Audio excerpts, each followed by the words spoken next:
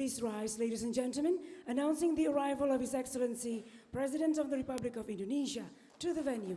Let us extend a round of applause, ladies and gentlemen, to welcome His Excellency to the venue.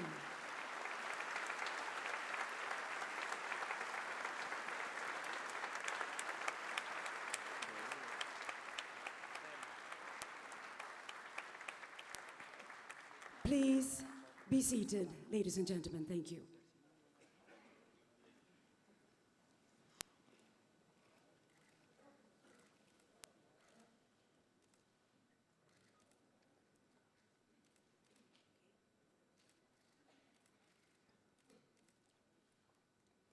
The President of the Republic of Indonesia, His Excellency Dr. Susilo Bambang Yudhoyono, Ministers of the Second United Indonesia Cabinet, APEC CEO Summit 2013 Chair, Mr. Wisnu Wardana, CEO Global Leaders, distinguished guests, ladies and gentlemen.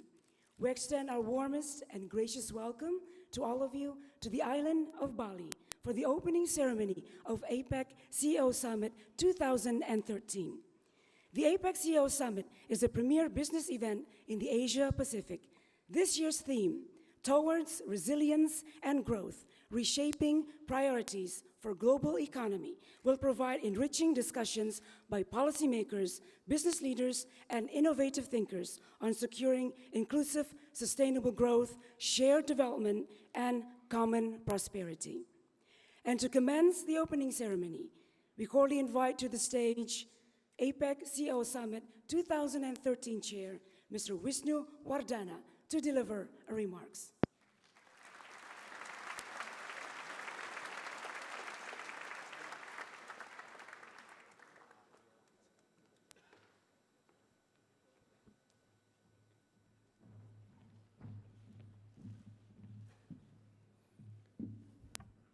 Your Excellency, Dr. Susilo Bambang Yudhoyono, President of the Republic of Indonesia, Excellencies and Ministers, distinguished delegate of the APEC CEO Summit, welcome to Indonesia, to this very special island of Bali.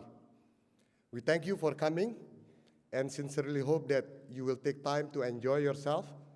There is much to see and do. Mr. President, ladies and gentlemen, the presence of more than 1,200 business leaders, the participation of 12 APEC leaders, and our distinguished lineup speakers show that the APEC CEO Summit continue to be a landmark event in the global business calendar.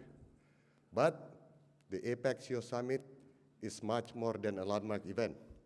In APEC, business is considered to be a partner in change. Business priorities are integral and a value part of the process. That's what makes this summit so unique and your view so important as we chart the future of our region. This year, we are asking you to take a world view. Of course, the global perspective has always been important for APEC, but the economic turmoil of recent years and the current uncertainty in weaknesses in financial market have shown just how much global market matter to all of us.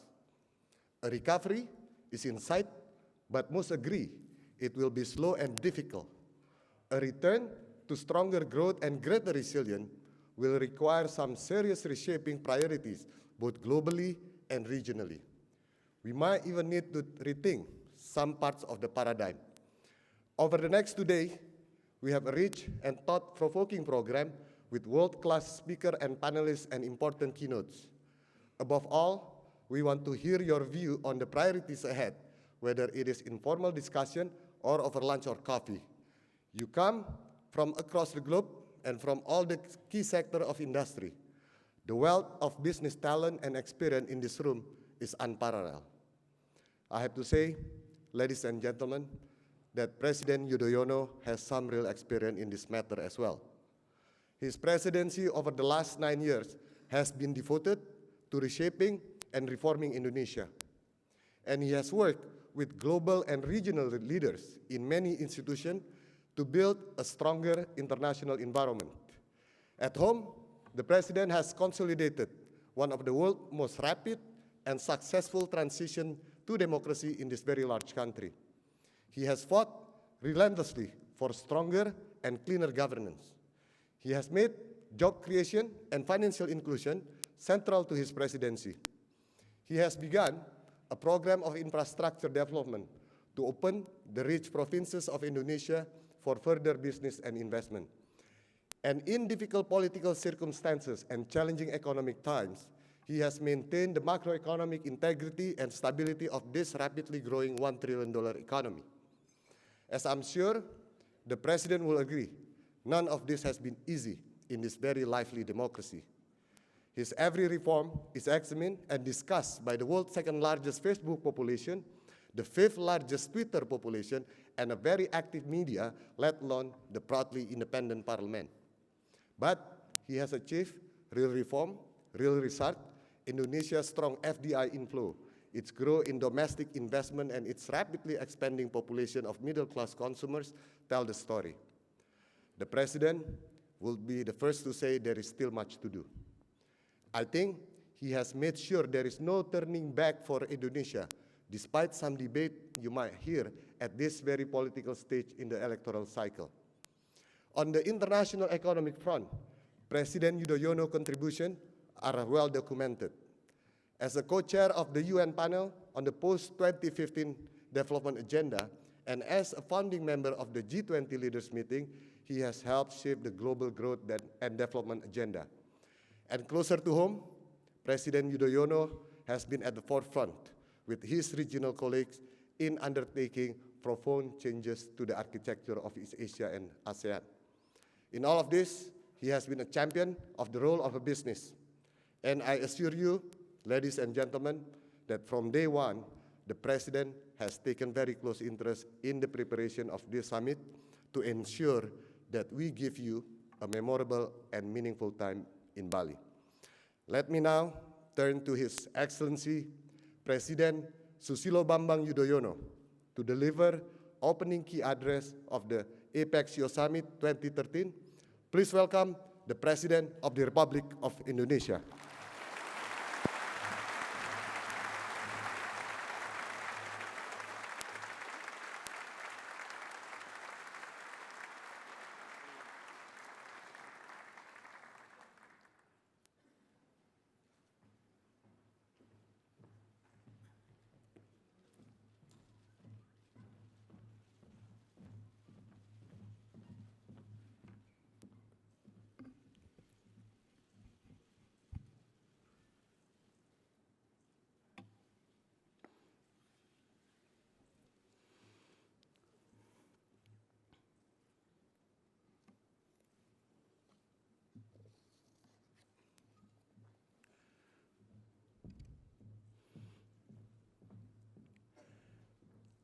Bismillahirrahmanirrahim.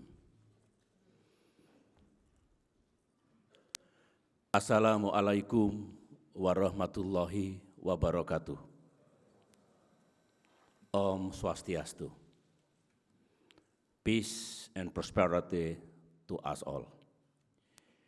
Your Excellencies, Ministers of APEC Economies, Honorable Governor of Bali, distinguished CEOs from the Asia-Pacific region and other parts of the globe, ladies and gentlemen, I am pleased to welcome you to Indonesia, and I trust that all of you are enjoying the island of Bali, which is also known as the island of the God. It is indeed a great honor for me to address this APEC CEO Summit. And I am pleased to see such huge participation by the regions and world corporate community here today. I wish to thank also my fellow APEC leaders, many of whom would also have the honor to speak to this forum. This APEC CEO Summit is also an opportunity to showcase the phenomenal growth of the private sector in our region. The rapid expansion of business has totally changed our 21st century economic landscape for the better. Governments will remain important in formulating economic policies, but without the help of the private sector, we might not be able to provide more jobs for our citizens. And we know that whatever country one comes from, the top national and local agenda is going to be jobs. This is why I am also glad to welcome the participation of the union leaders at this summit. For we are all in this together, and we need to work together and harder to achieve shared prosperity. Already, global growth in 2013 is showing different dynamics. Advanced economies are experiencing recovery and showing positive growth, while emerging economies, including BRICS economies, are facing a slowdown. They are also suffering from large trade deficit, capital flight, and depreciating currencies. This is also true for the APEC region. In some APEC advanced economies, growth is gaining strength. Meanwhile, APEC emerging economies need further momentum for growth. Notwithstanding this, APEC economies remain a crucial source of global growth. According to the IMF, as a group, APEC is expected to grow by 6.3% in 2013 and by 6.6% in 2014, which is more than twice the world average. At present, APEC economies account for 54% of global gross domestic product and 44% of global trade. Within the region, moreover, trade has grown nearly sevenfold since 1989, reaching over 11 trillion US dollars in 2011. In the past 25 years, average tariffs in APEC have declined by close to 70%. The cost of conducting business across borders decreased by 2 successive rounds of 5% tariff reduction, resulting in nearly 59 billion US dollars of saving for businesses. All this shows that with its combined potential, APEC is in the ideal position to help the recovery of the global economy. Therefore, APEC members, through individual and collective measures, must put extra effort to promote growth. And let me highlight some of the possible measures. First and foremost, we all need to do our part to prevent protectionist policies and continue on our path of trade liberalization in ways that uplift the well-being of all our citizens. We must also ensure that our trade relations are not only strong, but also balanced. Second, we need to intensify efforts to stimulate investment within our region so as to maintain growth and create jobs. There is tremendous opportunity for this as we are experiencing a rapid growth of middle class. Third, we need to develop more and better infrastructure as an essential element for our connectivity. This will, of course, help not only to facilitate trade and investment, but also boost job creation. APEC needs to tackle inefficiency in the supply chain. We have to make it easier, cheaper, and faster to conduct trade in goods and services across borders. In this regard, it is crucial that we promote the APEC 2013 priority in connectivity. We welcome public-private partnerships to develop needed infrastructures. Fourth, to ensure growth with equity, we must embrace the SMEs that form the backbone of all our economies. Fifth, we must work together to ensure the financial stability, which is an absolute requisite for sustainable all economic activities, including trade and investment.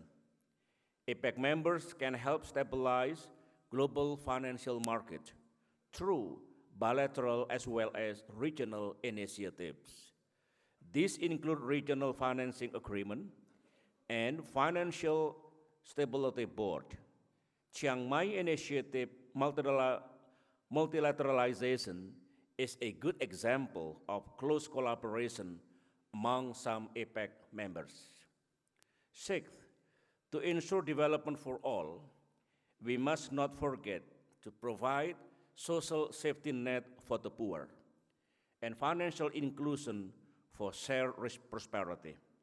Seventh, APEC economies can only achieve all this if we intensify our policy coordinations and consultations. Ladies and gentlemen, as we set the theme and priorities of APEC 2013, Indonesia envisions the future of this region as prosperous, stable, dynamic, inclusive, and forward-looking.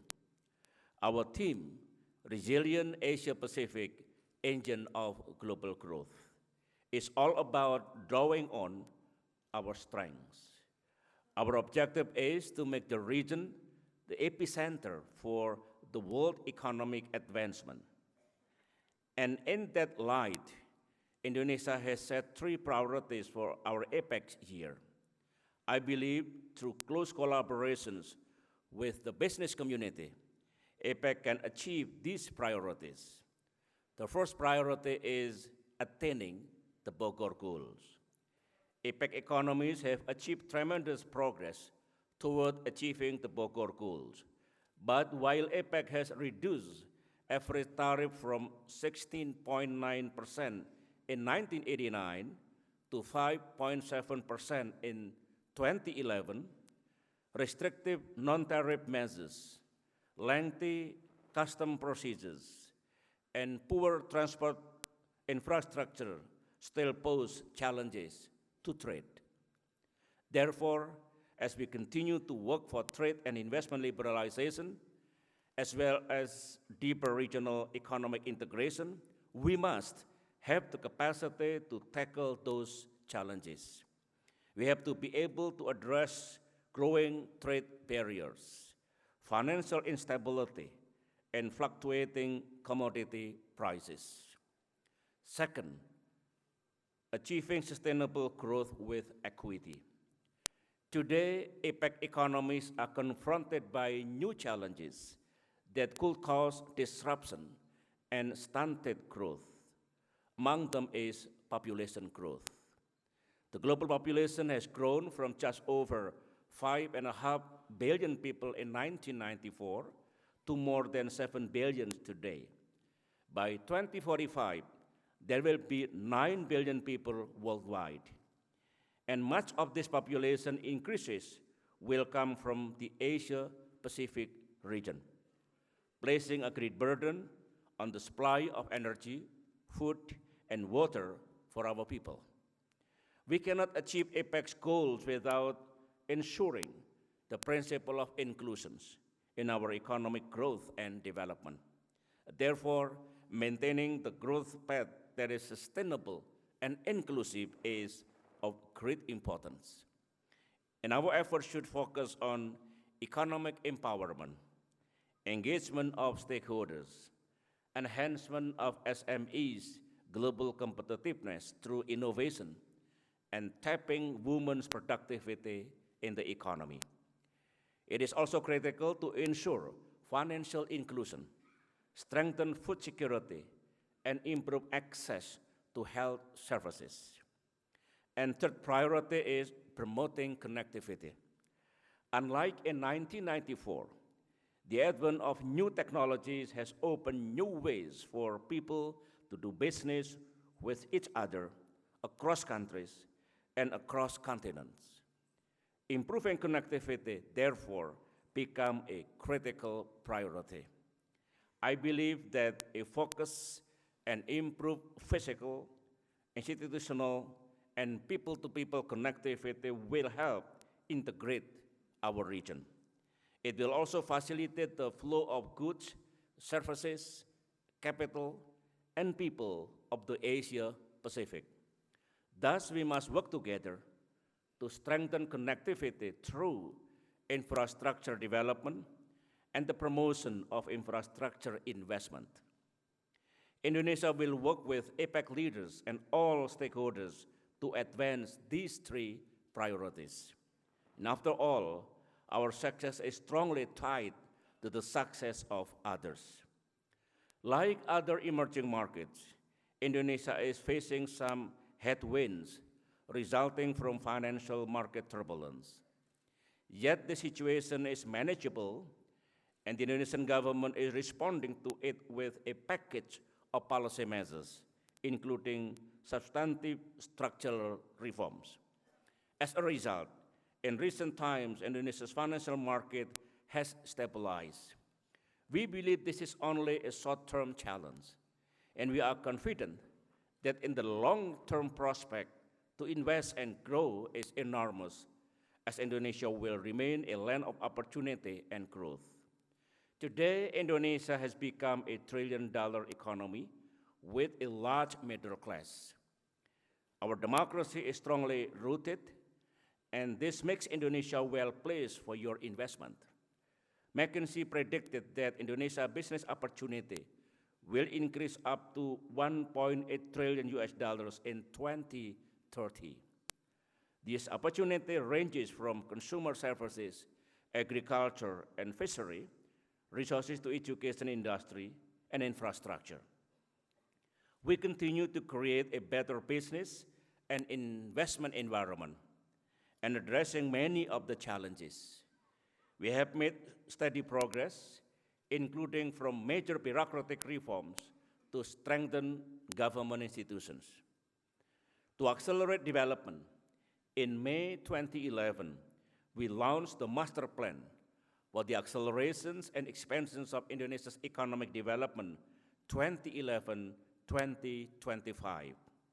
In the next 14 years, we are targeting to reach over $460 billion worth of investment in 22 main economic activities integrated in 8 programs. These include agriculture, mining, industry, energy, marine, tourism, and telecommunication.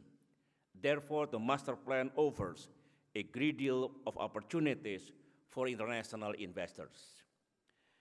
As a final point, Excellencies, ladies and gentlemen, also in my capacity as the Chief Salesperson of Indonesia Incorporated,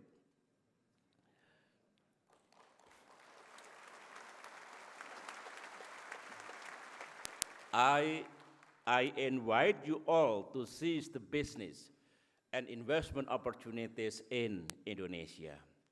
Let us build a strong partnership and forge a resilient APEC. Let us also ensure that APEC continues to bring prosperity to all people in the APEC region. Thank you.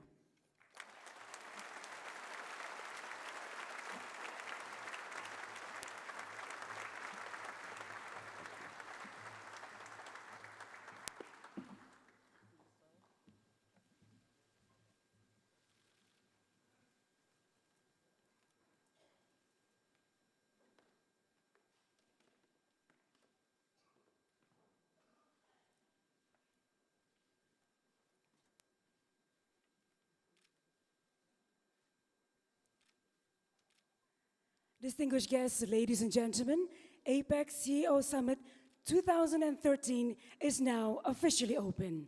We extend our highest appreciation to President Yudhoyono for officiating this premier business event in the Asia Pacific. And now, may we request you all to rise as President Yudhoyono will leave the venue. Let us show our appreciation once again by extending another round of applause to President Susilo Bambang Yudhoyono.